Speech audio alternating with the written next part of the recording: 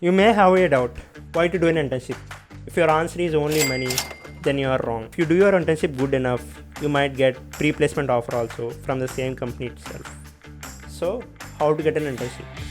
You might get it through off-campus, and if you are lucky enough, you might get through on-campus also. Though the video is made by the people who get an internship through on-campus, I suggest you to watch the full video, even if you are preparing for off-campus, because it may be a lifesaver for you.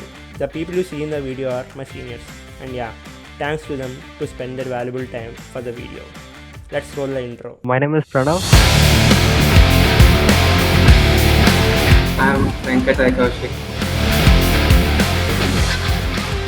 Myself, Mansi John Verghese. First of all, to prepare for an internship, you need to know the process of selection, right?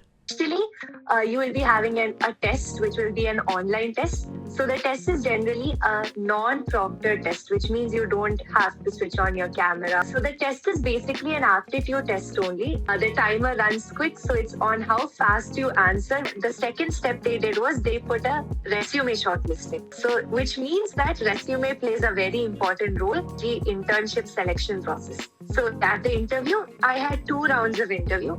The hiring process is of 3 rounds. So the first round is it includes a lot of TSA, and you need to solve and practice many of the questions from lead code. And some companies there would be aptitude tests and language-based tests as well. They would be asking some questions in English or mathematical questions, which are general. Now coming to the second round, it would be a technical interview. The interviewee would be asking questions on whatever you know. So it's depending on the language you know, and say DSA questions, they would be asking you to having solve them in front of them on a visual screen, and also they would be asking you to do a dry run. Technical round starts with the basics first of all.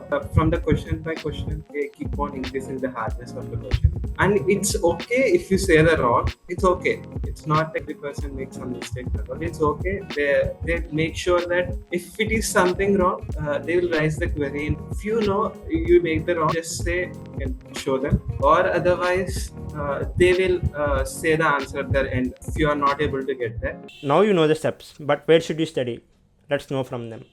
And for the aptitude questions, you can refer the previous questions which have come for the aptitude test. You'll get it in Google, you'll get it in YouTube. Go through those videos and prepare for your initial aptitude test. The resources which we have to get a core internship is what is going in the classes. That is more than every subject has its own reference. Moreover, it has some other information which has not been taught in our classes. You can neglect that for now. That's enough. Aptitude is must. If you want to see the aptitude and this thing, Kicks for Kicks aptitude is there. Love Bubber is one. I have followed Love Bubber, and Fiverr is another. Many people follow that. Yeah, these two are more than sufficient. Resume plays a key role in the internship, but how to make a good one? As you start a basic resume, you can include your contact address and all of those basic details about you. So I had included some of the college projects I did, and also some of the projects I had done during my internship. Then also the technical skills I possess. Then you can highlight your other skills, your management skills, which can include your leadership, communication, those kind of skills. And most importantly, you have to highlight what all areas you have experience, you are like a part of in the college, which shows your leadership skills. Then you can highlight your certifications. Make sure that your resume is always a 1-page resume. That is something very important. I just added some of the lab projects and I did some extra 1 or 2 simulation projects. I just kept it in the resume. It does not matter in most of the interviews. If they have the time left in the interview, if you are able to answer all of the questions in the interview, then they just take that resume paper and they'll just ask the questions based on the projects. Depends upon the HR and the interviewer sitting in the panel. Because you would be getting qualified with your resume at times. So that resume must be your complete profile, project what you have done, and you can also use this one, Resume Worded. Resume Worded is the website. You can use that to check the score, what you are getting for your resume. 10,000, even lakhs of resumes at a time, so that they don't have time to scrutinize. So they would be giving to this kind of AI, which calculates the score. If your score is around 60 to 70 only, you would be qualifying for the first round. You may have doubt, is my English sufficient for the interview? How far the communication skills required in this process?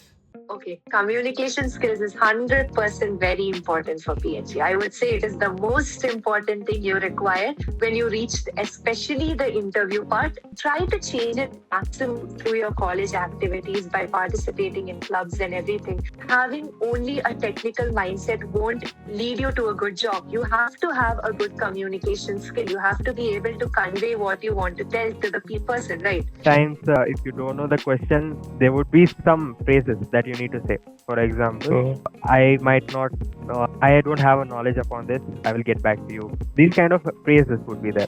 So if you are having any answer, you need to be confident enough. Even though it's right or wrong, keeping that secondary, you need to be confident enough. Your body language matters, and communication skills up to a medium. It's important to communicate your interview panel very good. Yeah, first of all, a person should not have any fear in their mind. They will also make sure that you are calm down. You may did well in the starting 2 rounds, but if you messed up with the interview, then it's gone. So, how to prepare for an interview?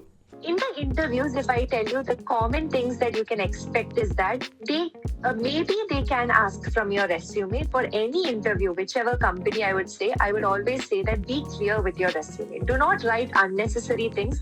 Write only what you know. It will be simple questions. So if I give you an example, tell me an experience where you have run an event and suppose a problem happened. So how will you control that situation? When you're always answering those questions, make sure that you give them a solution and at the same time you tell them maybe an example which you had encountered. So it's on how you think, how you process, and you give them a good solution. That is how it generally works. While giving you the interview, some of the common questions are, what are your strengths and weaknesses?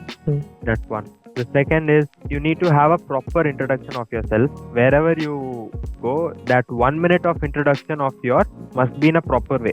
You must not stammer anywhere in your introduction, or you must not think about yourself in that spot. So you need to be confident with your introduction. Practice that a lot and get it by heart also. That's a good thing. Yeah.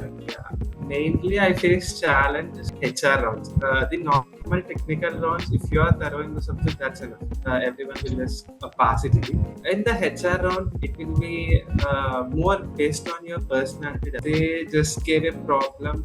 How do you face as a employer towards the other one? It's a point of view, and that movement of the thought that decide a impression by HR. I feel that first a person should decide which side he has to go. If he has to be in court, then whatever been thought, and you can be thorough with it. The main thing is you should be able to analyze this circuit which you are given. Okay. So that's enough. Probably try to develop your communication skills. Try to build up some areas where you have expertise in. It can be any club or anything, so that at least in your resume, also practicing on maybe aptitude questions, logical questions would also help you when we are considering the test and all of that. So these would be some basic skills, I would say. You would be getting time in first and second year only to do these projects. After second year, in the fourth semester or after fourth semester, you would be trying to concentrate on DSA only, and on the DSA itself. So you try to maximum finish your projects or something before that period. Whoever is trying to sit for the internship in the fifth semester, this 3 months must be a tight schedule for you. You need to concentrate on DSA. Finally, does CG matters? So considering the internship for other companies, I would say CG is very important. So always try to maintain a decent CGPA. Like, don't reduce your CGPA, especially I think in NIT, people say generally keep your C above 7.5 or something. Like, always try to maintain it, because that is very important towards your internship placement and all of that. Your skills matter. CG is just a cutoff to write the test for the intern. Okay. Some companies will come and they just keep, if you are above 7.5 or 8, everyone are eligible to write their test. Only the skills, what you have learned, that matters there. Basically, CGPA of 8 is sufficient if you are going through campus. If you're going to an IT company, If you are going to some other companies, there would be companies who are having cutoff as 7, and some companies are preferring to be having a cutoff of 8. So this is the border things. If you are having a 7.5 or 7.6, I think that is more than enough. Honestly, if you didn't prepare till now, don't demotivate yourself. Who knows? Even if you start now with the right effort, you might get one of the highest packages in the college. Don't feel degraded by seeing your CV. Even mine wasn't that great. But all you need is confidence to achieve great things in life. Bye. You decide to stay. That's how it winners made. Stick a fork in the hater on my dinner plate.